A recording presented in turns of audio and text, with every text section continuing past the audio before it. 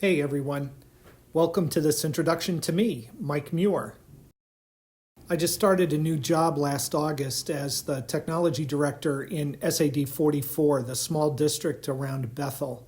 It's just 4 small schools, 2 elementary schools and a middle school and a high school. We've got about 750 kids.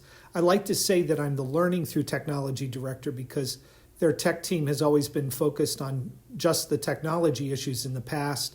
The district is one-to-one with iPads and laptops, K-12, but they've never had a kind of a tech integrator or someone to work with the teachers on teaching and learning. So I still manage all the technical side and the tech team, but we've shifted all the tech directors' technical jobs to the other 2 technicians, and I'll be working more directly with classroom teachers on how to create better learning experiences for kids. My wife and I live in Waterville, Maine, but with this job in Bethel, it was about an hour and 45 minutes from Waterville to Bethel. I bought a small house. This is the view out from in front of my house, down the road into the mountains. It's a very beautiful area to live. So my wife and I are now bi-residential. I live in both Bethel and Waterville, and we both spend time in both locations. I'm one of those lucky people whose hobby is their work. The stuff I do to earn my paycheck is what I'm passionate about. I think this photo captures what I love most about this profession, when you can connect with kids, get them motivated and engaged, and really work with them on doing some fabulous learning. This came from a leadership institute last summer at the University of Maine, and these are all middle school and high school kids. So I've been a middle school math and computer integrator. I've been a high school math teacher and computer teacher. I've been the MLTI director. I was a multiple pathways director in Auburn and have been lucky enough to work on lots of interesting projects. But all of that work has focused on really one key idea. For the last 30 years, I've been engaged in trying to figure out how can we create better learning experiences for more kids. And it's really fallen a lot of my work into 3 areas: student motivation and engagement. How can we create the conditions for students to be self-motivated? Leveraging technology for learning. How do we worry less about teaching the little tech skills and knowing all the tools, and instead think about the kinds of learning experiences we can create with tech? Middle grades education. How can we take what we know about the developmental needs of 10 to 14-year-olds and turn that into an education program where they can learn more easily? And then the work that we can do with districts to make change happen, and what does it take for a school leader, whether it's a teacher leader or an administrator, to make change happen in their school. But one aspect of me that may be more interesting than my background in the work that I've done is the fact that I am Mr. Tammy Ranger, Maine's 2017 Maine Teacher of the Year. So what do I want to accomplish by taking this class?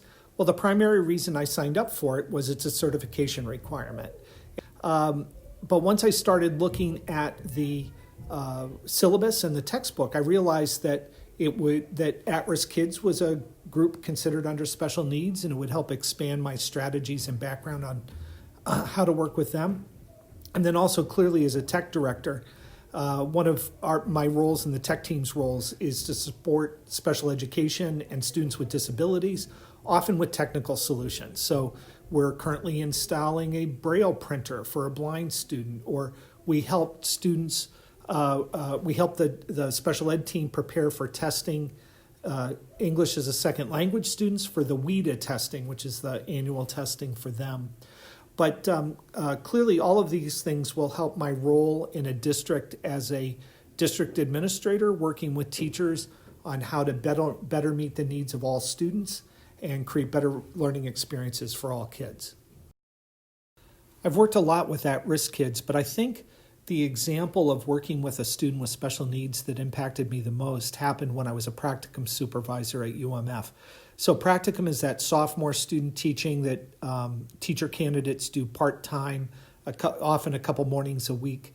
And then part of my job was to go and observe them working. So a teacher that was preparing to be a special ed teacher was working with a existing classroom teacher, a special education teacher.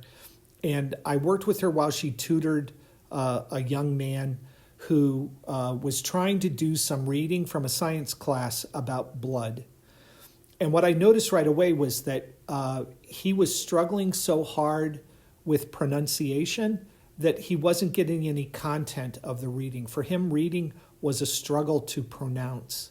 And so he never got to any kind of comprehension.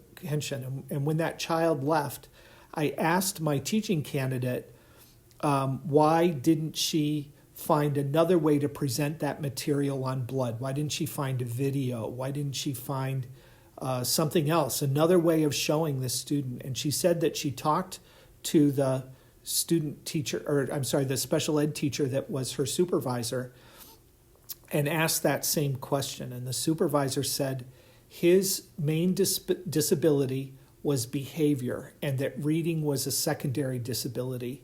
And so the priority was to teach him to behave. And part of behaving was to be able to do the work that the teacher assigned. And so my teacher candidate was required to have him learn about blood the same way as everybody else. And what really struck me about this wasn't about good behavior. That the effort seemed to be about compliance. And that I wondered how much of the student's behavior came from the fact that he couldn't understand the reading or was being forced to do actions and activities that he was unable to. And that would he have behaved better if he was allowed to learn about blood through a different modality? And this is the idea that has impacted me the most, working with students with special needs. How do I interpret inclusive classroom environments? I think of them as environments that work for all of your students. They should be welcoming and safe. Students should feel welcome and safe.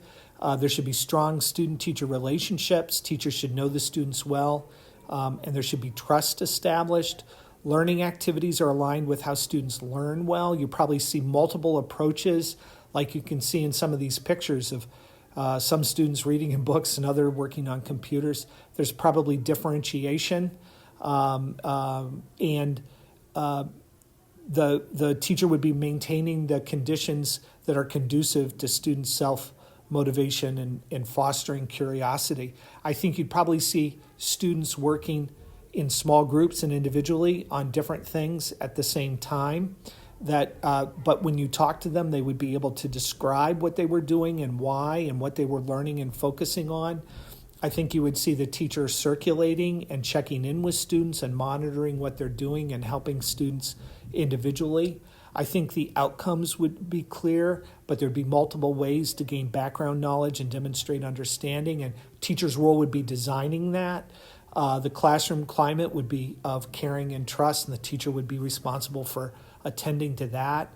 The teacher would get to know the students enough that they know how that student learns well or doesn't, and if the way the teacher's teaching isn't working, that the teacher would find a way that did for that child.